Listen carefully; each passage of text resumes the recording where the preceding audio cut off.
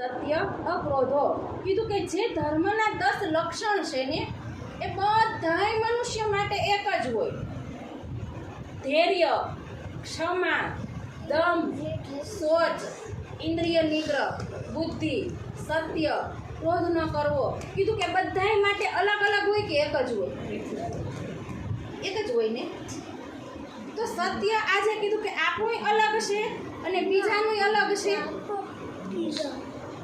પછી એ ક્રિશ્ચન હોય, હિન્દુ હોય, મુસલમાન હોય કે કોઈ પણ પ્રાણી સંસારનો હોય, સત્ય કેટલા હોય? એક જ હોય. તો પરમાત્મા પણ કેટલા હોય? જે સત્ય છે ને એ એક છે. અને આપણે કોને માની? આપણે અનેકને માની છીએ ને. એટલે બધાયનું જ્ઞાન પણ કેવું થઈ ગયું? અલગ થઈ ગયું ને. કીધું કે જે હિન્દુ ધર્મ ગ્રંથોની અંદર આ વાણી આ સંસારની અંદર આવવાની હતી ને એના પહેલેથી જ નિશાનો લખાઈ ગયા હતા. પણ આપણે ધર્મગ્રંથ વાંચ્યા હોય તો ખબર હોય ને. જો 1735ની અંદર હરિદ્વારની અંદર જે કુંભનો મેળો થયો હતો ને ત્યારે શ્રીજીની સાથે કીધું કે 6 મહિના સુધી શાસ્ત્રાર્થ થયો હતો. હવે એ શાસ્ત્રાર્થની અંદર કઈ વાતો શ્રીજીએ કરી? જે માહેશ્વર તંત્રની અંદર શિવજીએ નિજાનંદ પદ્ધતિનું વર્ણન કર્યું ને કે સતગુરુ બ્રહ્મા નંદ હે, સૂત્ર હે અક્ષર રૂપ, શિખા સદા તીન સે પરે, ચેતન ચિદ જો અનુપ, સેવન હે પુરુષોત્તમ ગોત્ર ચિદાનંદ જાણ, પરમ કિશોરી ઈષ્ટ હે પતિવ્રતા સાધન માન, શ્રી જુગલ કિશોર કો જાપ હે મંત્ર તારતન સોય, બ્રહ્મ વિદ્યા દેવી સહી પૂરી નવતન મમ જોય, 78 પક્ષ શાખા સહી સાલા હે ગોલોક, સતગુરુ ચરણ કો ક્ષેત્ર હે જहाँ જાય સબ શોક. કે બધાય શોક ક્યાં જઈને પૂરા થઈ જાય? આપણા તમામ જે શોક હોય, જે દુઃખ હોય એ કોના ચરણમાં જાય તો દૂર થાય? સતગુરુના ચરણમાં જઈને ત્યારે જ દૂર થાય ને. આપણે સતગુરુ શા માટે ધારણ કરીએ? શું આ સંસારના મોજ શોખ માટે કરી? એ કોના માટે કરી? કે આપણે એ સત્ય જ્ઞાન બતાવે અને આ સંસાર છોડ્યા પછી આપણું જે ઘર છે ને એની પણ આપણે ઓળખાણ કરાવે. તો કીધું કે જે પદ્ધતિની અંદર લખ્યું કે સતગુરુ કોણ છે, તમે કોનો જાપ કરો છો અને કયા જાપથી તમે મંત્રનું સ્મરણ કરો છો, એ બધી વાત એ માહેશ્વર તંત્રની અંદર પહેલેથી જ લખાઈ ગયેલી હતી. એ તો વિતકની અંદર જ્યારે શ્રીજી સાથે બધાને પૂછ્યું ને કે ભાઈ તમે જ્યારે આ શરીર છોડો ત્યારે તમે એવી કઈ પુરીનું યાદ કરો, કઈ પુરીની અંદર જાઓ? તો બધાયનો ઉત્તર કીધું કે કઈ નદી. તો બધાએ શું ઉત્તર દીધો? કોઈ જમનાજી, કોઈ ગોદાવરી, કોઈ કાવેરી, ગમે આ સંસારની અંદર જે નદી છે ને એના ઉદાહરણો આપ્યા.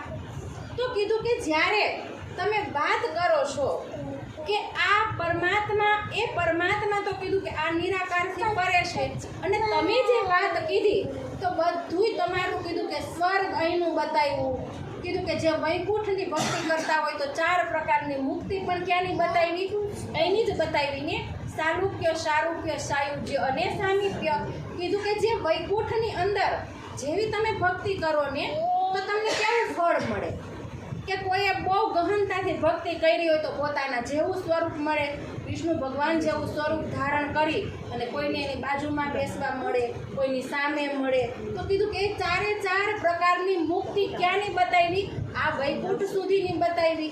તમે કીધું કે અમે એનું સેવન કરી અમારા ઈષ્ટદેવ, તો એ ઈષ્ટ પણ કોણ બન્યા? કોઈ બ્રહ્માજી હોય, કોઈ વિષ્ણુ હોય, કોઈ નદીને બતાવ્યા, કોઈ પર્વતને બતાવ્યા, કોઈ વૃક્ષોને બતાવ્યા. વૃક્ષોની અંદર પણ આપણે પીપળે પાણી રેડવા જઈએ, એમાં કોનો વાસ? કઈ?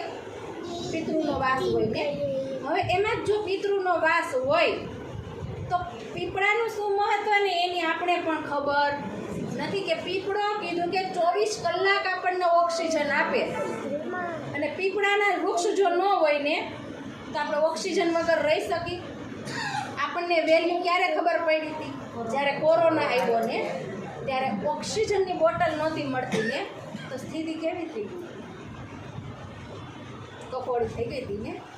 તો કીધું કે વૃક્ષોની શું, પ્રકૃતિ કોને કહેવાય, એ બધી વાત ગીતાની અંદર લખી, પણ આપણે એને સમજી શકતા નથી. કીધું કે તારતમ જ્યાં સુધી ખોલવાની ચાવી આપણને ન મળે ને ત્યાં સુધી આપણે એને ખોલી શકી નહીં.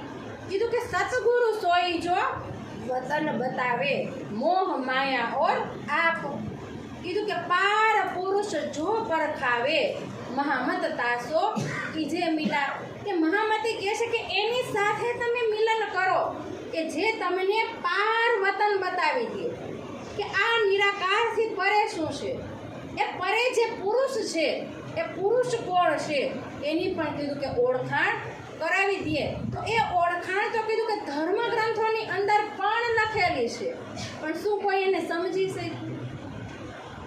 એ બ્રહ્મપુરીની વાત કીધું કે વેદોની અંદર પણ લખેલી છે કે અષ્ટચક્ર નવ દ્વારા એ અયોધ્યા.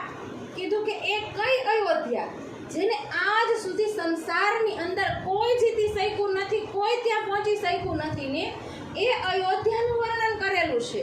પણ આ રામની જન્મભૂમિવાળી અયોધ્યા નહીં, જે કબીર સાહેબે પણ કીધું કે 4 રામની વાત કરી.